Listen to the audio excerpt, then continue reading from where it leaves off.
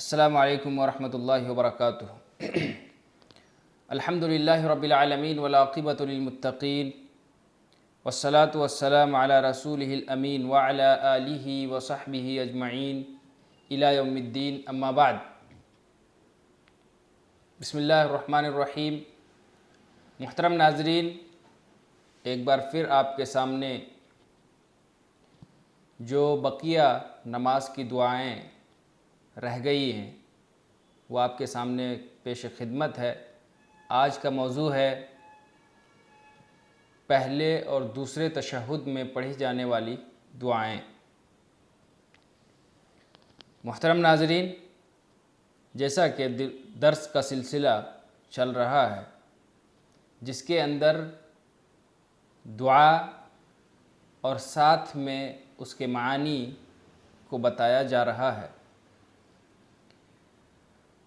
تو پہلے تشہد کے متعلق حضرت عبداللہ بن مسعود رضی اللہ تعالیٰ عنہ کہتے ہیں، رسول اللہ صلی اللہ علیہ وسلم ہماری طرف متوجہ ہوئے اور فرمایا، جب تم نماز پڑھو تو کہو التحیات للہ والصلوات والطیبات السلام علیک ایہا النبی ورحمۃ اللہ وبرکاتہ، السلام علینا وعلی عباد اللہ الصالحین، اشہد ان لا الہ الا اللہ واشہد ان محمدا عبدہ ورسولہ۔ یہ دعا اللہ کے نبی صلی اللہ علیہ وسلم نے صحابہ کرام کو سکھائی ہے، اور جس طرح سکھایا گیا ہے ہمیں اور آپ کو بھی اسی طرح پڑھنا ہے۔ کیا سکھایا اللہ کے نبی نے؟ التحیات للہ، تمام تر تعریفیں، تمام تر پاکیزگیاں، تمام عبادتیں، یعنی چاہے وہ زبانی ہو، جسمانی ہو، مالی ہو، ہر طرح کی عبادت اللہ ہی کے لیے۔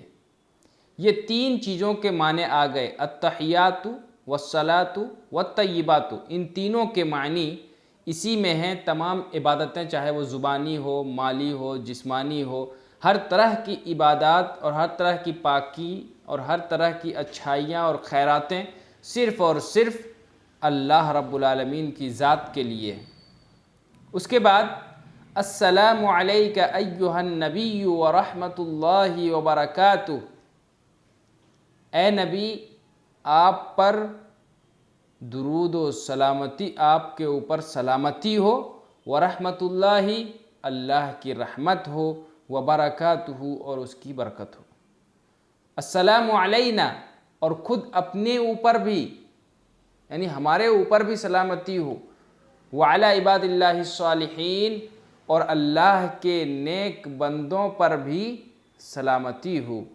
اشہد ان لا الہ الا اللہ، میں گواہی دیتا ہوں کہ اللہ کے سوا کوئی معبود حقیقی نہیں، واشہد ان محمدا عبدہ ورسولہ، اور میں گواہی دیتا ہوں کہ محمد اللہ کے بندے اور اس کے رسول ہیں۔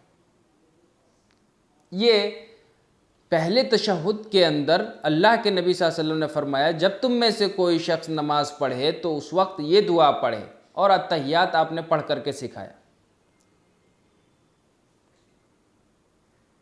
اور اس کے بعد اللہ کے نبی صلی اللہ علیہ وسلم نے ایک جملہ کہا جس میں اختیار دیا گیا، کیا کہا؟ ثم لیتخیر من الدعاء اعجبہ الیہ فیدعوہ۔ کیا مطلب ہے؟ اللہ کے نبی صلی اللہ علیہ وسلم نے فرمایا، التحیات پڑھ لینے کے بعد بندے کو یہ اختیار ہے، چاہے تو اسے جو بھی پسند ہو یا جو بھی اچھے طریقے سے دعا یاد ہو، چاہے وہ دینی ہو یا دنیاوی ہو، اللہ رب العالمین سے مانگ سکتا ہے، کر سکتا ہے۔ لیکن امام بخاری رحمۃ اللہ علیہ نے جو باب باندھا ہے اس میں انہوں نے کہا ہے کہ یہ لاسٹ والی جو دعا ہے، یعنی جو اختیاری ہے، وہ واجب نہیں ہے، ضروری نہیں ہے، لیکن التحیات کا پڑھنا واجب اور ضروری ہے۔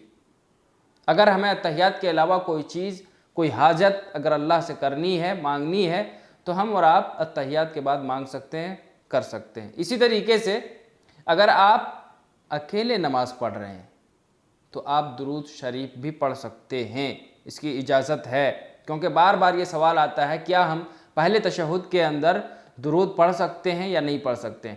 آپ صلی اللہ علیہ وسلم نے جب یہ تعلیم حضرت عبداللہ بن مسعود کو دے رہے تھے تو وہاں بلا قید یعنی بلا یہ تعین کیے ہوئے کہ آپ اس کو پہلے تشہد میں پڑھیں گے یا دوسرے تشہد میں پڑھیں گے، عام آپ نے تعلیم دی ہے، وہاں خاص نہیں کیا ہے کہ یہ پہلے تشہد کی ہے یا دوسرے تشہد کی، جب آپ درود سکھا رہے تھے صحابہ کرام کو اس وقت، اس لیے درود بھی آپ پہلے تشہد میں پڑھ سکتے ہیں۔ آگے چلتے ہیں، یہ متفق علیہ روایت ہے، صحیح بخاری میں بھی موجود ہے، مسلم میں بھی موجود ہے، اسی طریقے سے صحیح بخاری کتاب الصلاح باب التشہد فی الصلاح کے اندر نقل کیا ہے، حدیث نمبر 831 کے اندر۔ دوسرے تشہد، پہلے تشہد کی بات کلیئر ہو گئی، التحیات پڑھنا ہے، اس کے بعد اگر آپ کو کوئی دعا یاد ہے، اور تمام دعاؤں میں سب سے بہتر دعا بتایا گیا ہے کہ ربنا آتنا فی الدنیا حسنۃ وفی الآخرۃ حسنۃ وقنا عذاب النار، اگر آپ یہ مانگتے ہیں تو بہت بہتر ہے۔ اگر آپ جنت کا سوال کرتے ہیں، جہنم سے آزادی کا سوال کرتے ہیں تو کر سکتے ہیں، آپ قبر کے عذاب سے بچنے کی دعا مانگتے ہیں کر سکتے ہیں، کیونکہ یہ دعا جو لاسٹ میں اللہ کے نبی نے کہا ہے ثم لیتخیر من الدعاء اعجبہ الیہ، آپ کو جو دعا پسند ہو، آپ کو جو دعا اچھے سے یاد ہو، آپ وہ کر سکتے ہیں۔ دوسرے تشہد کی دعائیں جو مسنون ہیں، حضرت عبد الرحمن بن ابی لیلہ کہتے ہیں کہ ہم نے اللہ کے نبی صلی اللہ علیہ وسلم سے کہا، اللہ کے نبی ہم آپ کے اوپر اور آل بیت کے اوپر کس طرح درود پڑھیں، کس طرح درود بھیجیں؟ تو آپ صلی اللہ علیہ وسلم نے کہا، کہو اللہم صلی علی محمد وعلی آل محمد کما صلیت علی ابراہیم وعلی آل ابراہیم انک حمید مجید، اللہم بارک علی محمد وعلی آل محمد کما بارکت علی ابراہیم وعلی آل ابراہیم انک حمید مجید۔ اس طرح کے الفاظ آپ صلی اللہ علیہ وسلم نے صحابی رسول عبد الرحمن بن ابی لیلہ کو سکھایا۔ کیا مطلب ہے؟ اللہم صلی علی محمد، اے اللہ تو محمد اور آل محمد پر درود اور سلامتی بھیج، کما صلیت علی ابراہیم، جس طریقے سے تو نے ابراہیم علیہ السلام اور ان کے آل، ان کے خاندان پر درود بھیجی تھی۔ اللہم بارک علی محمد، اور اے اللہ تو محمد صلی اللہ علیہ وسلم اور آل محمد پر ایسے ہی برکت بھیج، کما بارکت علی ابراہیم وعلی آل ابراہیم، جس طرح ابراہیم اور آل ابراہیم پر برکت بھیجی تھی۔ انک حمید مجید، بے شک تو قابل تعریف ہے، تو بزرگ ہے اور تو بزرگی والا ہے۔ اسے بھی امام بخاری رحمۃ اللہ علیہ نے نقل کیا ہے۔ دوسری دعا جو آپ صلی اللہ علیہ وسلم درود شریف کے بعد پڑھا کرتے تھے، حضرت عائشہ رضی اللہ تعالیٰ عنہ بیان فرماتی ہیں، وہ کہتی ہیں آپ صلی اللہ علیہ وسلم درود کے بعد یہ دعا مانگا کرتے تھے، اور بڑی جامع دعا ہے جو ہر شخص کو یہ دعا یاد کرنا چاہیے۔ اللہم انی اعوذ بک من عذاب القبر واعوذ بک من فتنة المسیح الدجال واعوذ بک من فتنة المحیا والممات اللہم انی اعوذ بک من المأثم والمغرم۔ اس حدیث کو بھی امام بخاری نے اپنی کتاب صحیح بخاری کے اندر نقل کیا، حدیث نمبر 832 کے اندر، کتاب الصلاح کے اندر۔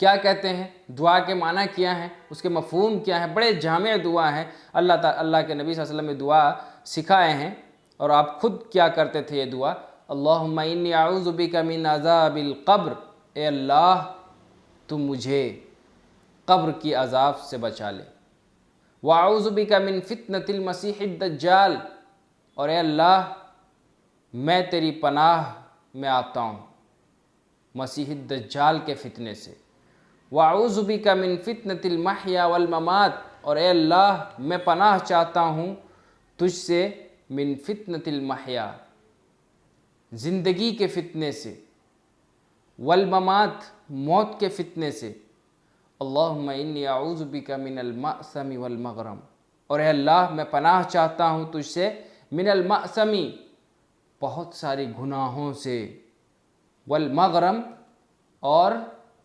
قرض کی بوجھ سے۔ یہ بڑی جامع دعا ہے، تقریباً چیزیں جو انسان چاہتا ہے وہ اس کے اندر اللہ سے سوال کر لیتا ہے اور اللہ کی پناہ میں آ جاتا ہے۔ عذاب قبر سے، اگر عذاب قبر سے ہم بچ گئے، اللہ بچا لیا، تو گویا ہماری آخرت کے مراحل بھی آسان ہو جائیں گے۔ اسی طریقے سے مسیح دجال کے فتنے سے ہم محفوظ ہو گئے۔ اگر ہم دجال کے فتنے سے محفوظ ہو گئے تو اللہ رب العالمین پر خالص ایمان اور توحید پرست ہونے کی دلیل ہو جائے گی۔ اسی طریقے سے فتنۃ المحیا، دنیاوی زندگی کے جو فتنے ہیں، دنیاوی زندگی کی جو آزمائش ہیں، مصیبتیں ہیں، پریشانیاں ہیں، اس سے اگر ہم بچ گئے تو اس سے زیادہ اور پرسکون کی زندگی اور کیا ہو سکتی۔ والممات، موت کی سختیاں اور موت کی پریشانیاں بھی ایک بڑی خطرناک چیز ہے جو انسان کو موت کے وقت لاحق ہوتا ہے۔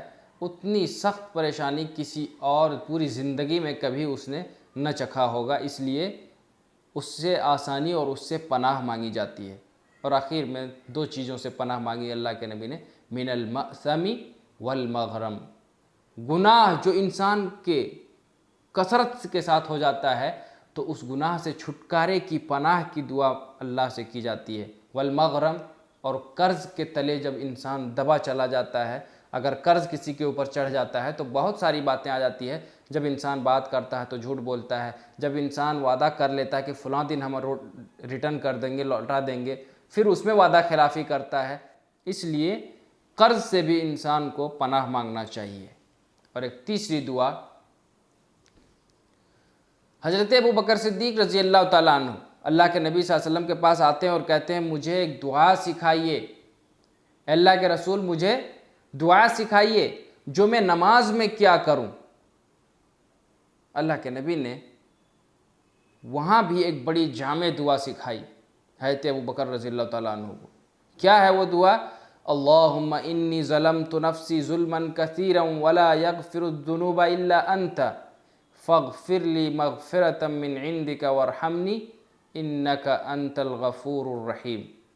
اس حدیث کو بھی امام بخاری نے اپنی کتاب صحیح بخاری کے اندر کتاب الصلاۃ باب الدعاء قبل السلام کے اندر حدیث نمبر 834 میں نقل کیا ہے۔ یہ بھی بڑی اہم اور بڑی ہی جامع دعا ہے۔